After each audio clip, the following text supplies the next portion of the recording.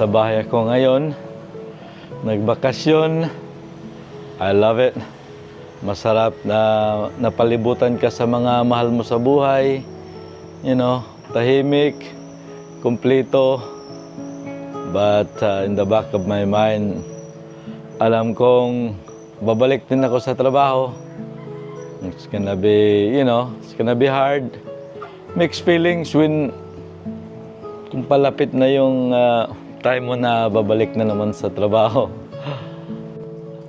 Ako pala si Leon.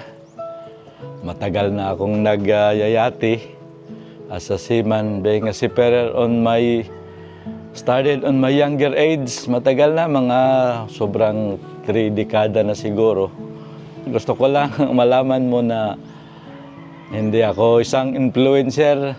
Hindi rin ako nagtuturo dito ng mga tutorials or anything. But gusto ko lang, actually may channel ako, matagal na akong may YouTube channel. Pero nag-i-English ako doon. Gusto ko lang gawin tong channel na to on our own Tagalog, may mga Bisaya.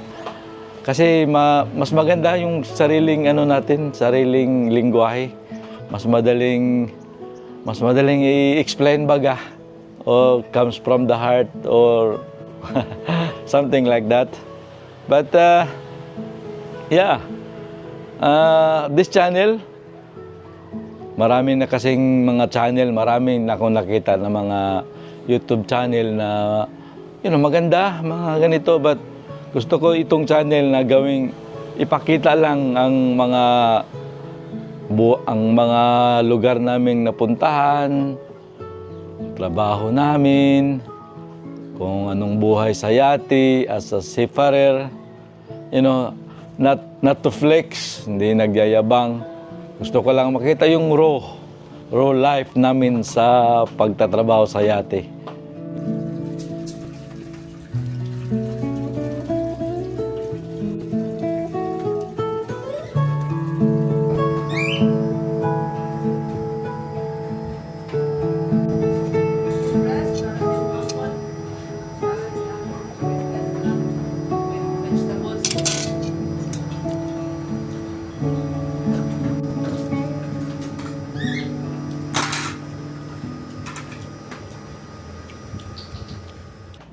Pag nagbabakasyon ako, parang ang ikli lang.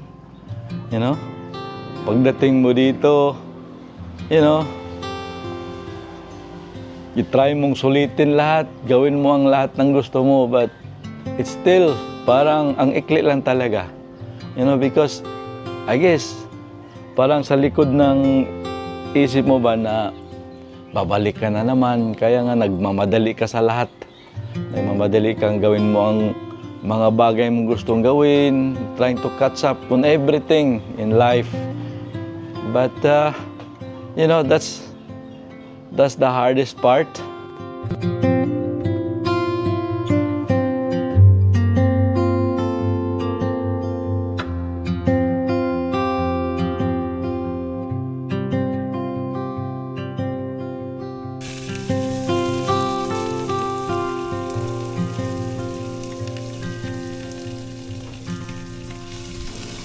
Masarap umuwi, pero mas mahirap umalis, I've been doing this for a very long time now.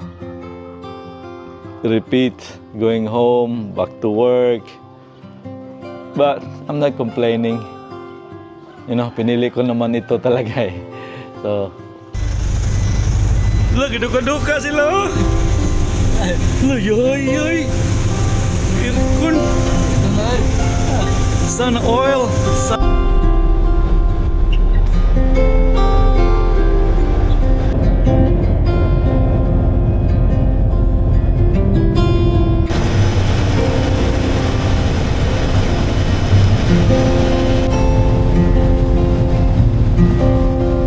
Dito sa channel na ito, ikukwento ko yung buhay namin sa yate, trabaho, anong klaseng trabaho, mga behind the scene as a crew, tapos mga biyahe, mga lugar naming pupuntahan.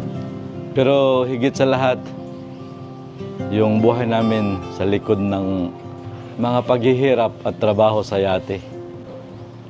Kung seaman ka rin or magsisiman pa lang, kakagraduate lang, gustong magtrabaho sa barko o magtrabaho sa yate, or may mahal ka sa buhay na katulad sa amin mga seafarer. Welcome ka dito. Kwentuhan lang tayo dito, hindi ito channel na nagyayabang sa trabaho o sa mga lugar na napupuntahan ko. Kwentuhan lang tayo dito as a friend. Kung kwentong totoo lamang,